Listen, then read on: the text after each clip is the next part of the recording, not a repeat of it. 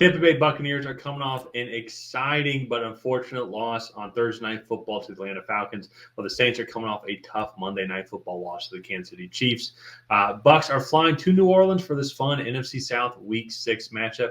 My name is Tyler, here with my brother Ryan, and we're going to break down this matchup between the Bucs and the Saints, the matchups within the game that you need to watch. At the very end of the video, provide our prediction of who we think is going to win and why. But before we get into that, if you haven't already, go ahead and subscribe to the Tracy Take. Leave a like and a comment. Let us know who you think is going to win and why. We're trying to get to 100 new subscribers for the Week 6 prediction video series. We've been able to hit that goal the past couple of weeks, thanks to all of our new members. So any help in this week is greatly appreciated.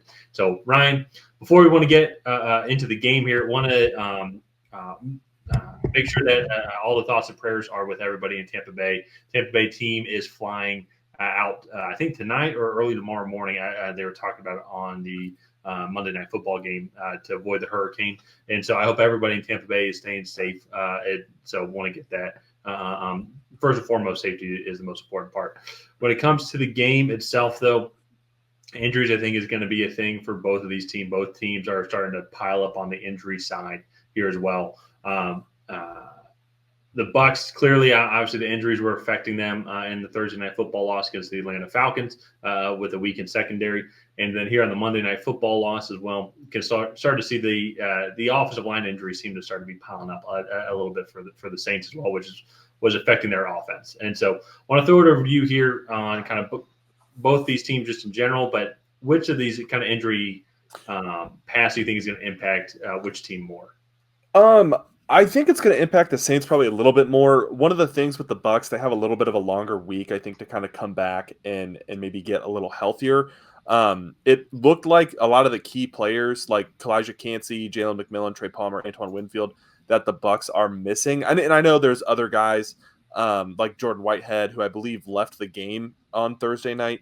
Those guys have a little bit extra time to just kind of recover and come back healthy, whereas the Saints coming off a Monday night game where Derek Carr left the game and did not return in the fourth quarter, are going to have, I think, a tougher path on a shorter week where they got to get back they got to get back to New Orleans, and then they got to get back into practice and in their routine this week for this Sunday game. So I do think the Bucs have a little bit of an easier path when it comes to the injuries. However, this hurricane has thrown a wrench, I think, into their plans for the week. And as you said, obviously that is not the priority here. We want to make sure everybody's safe. But that is a factor coming into this game that the Bucs had to uproot their weekly routine and then go to New Orleans for this away game. So I don't know how much of a factor it will really play. I think it's less than a 2-hour flight, if it's even like an hour and a half. So I'm not entirely sure on that aspect of it, but it's still just a change in routine. Yeah, well, I think it's just going to be changing the routine and like not going home to your own bed, then going up more to your own facilities, kind of being used to that. And on the flip side, then too, for the Saints as well, one of the biggest things also too, the offensive line definitely had a tough day against the Kansas City Chiefs, but biggest injury probably to watch, Derek Carr walking to the locker room after getting hit pretty hard. That's going to definitely be an injury that we all need to monitor as well, because if Jake Hayner's QB, it's obviously not going to have the same production, or wouldn't expect the same production. And so honestly, we kind of need to go see Spencer Rattler go slinging around there. I think it'd be interesting with him and his dynamicness and Alvin Kamara in the backfield as well. But even on top of that, though, too, Will Harris went down with a hamstring, and they were already without the game of Willie Gay and Pete Warner as well. Christian Boyd and Peyton Turner were also inactives in the Monday Night Football game as well. So their status is also going to have to be watched throughout the week going into the Sunday night game. So Saints defense is really struggling to one stay healthy, but also then too, it does seem like when they play maybe a little bit more of a dynamic offense these past couple of weeks, or I guess when you go up against the Chiefs offense, to be fair, they've just got the best offensive mind. But even too, they did a good job against Atlanta. They kind of shot themselves in the foot. They did a good job against Philly, holding them to just 15 points. Even that being said, they're actually Philly was shooting themselves in the foot. That really shouldn't have been a game. And so, the Saints defense is going to have to try and be as healthy as possible, but I think it's going to be tough with some of the injuries that they have to maybe try and slow down this Bucs offense that in the first half of the game really could do anything they wanted against the Atlanta Falcons. So Baker Mayfield seems to be doing well. They are missing some guys like Luke Gedeke as well. Missed the game. Jalen McMillan and Trey Palmer also missed the game as well. So if they can come back, have even more dynamicness to this Bucs offense, that's going to be interesting to see how the Saints kind of handle that pressure from all the different weapons that the Bucs have.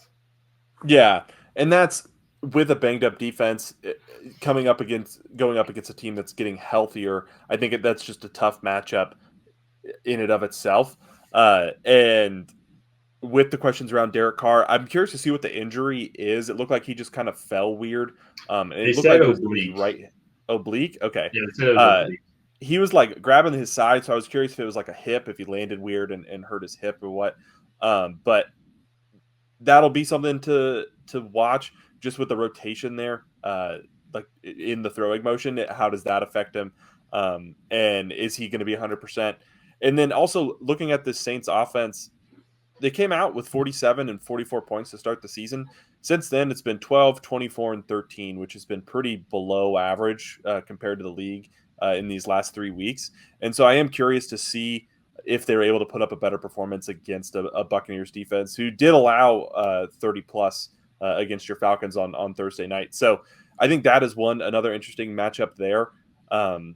But yeah, I think I'm ready to get in predictions here. So I'm going to go with the Buccaneers. I think they're just going to be the healthier team in this matchup. The Saints look like they're kind of reeling. Teams have started to take Alvin Kamara out of games and force the Saints to push the ball down the field a little bit more early on in games, where it felt like in the first couple of games, Alvin Kamara was just going crazy and getting all this underneath stuff, and teams kind of stopped allowing that and are forcing them to go to other options. And now that they can't do that, I just think this offense, if Alvin Kamara is not the main facilitator, this offense has stalled out in the 3 games where they've been forced to look elsewhere. Yeah.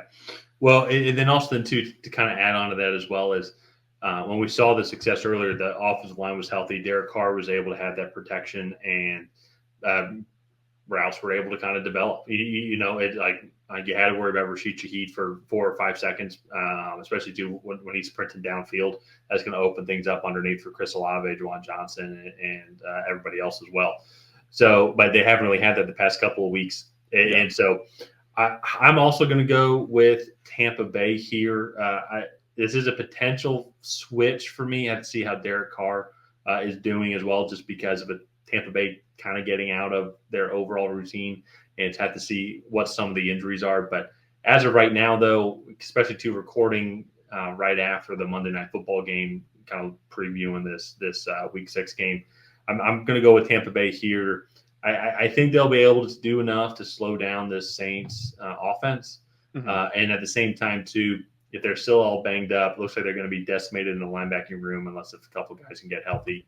And then Paulson Adebo didn't really have a great game tonight. Gave up a major pass interference against Xavier Worthy. Should have given up another one too in that third quarter also, but luckily it wasn't called. He did the same thing too against I believe it was Darnell Mooney also in the Falcons game as well. Pretty sure it was him. I'll have to double check.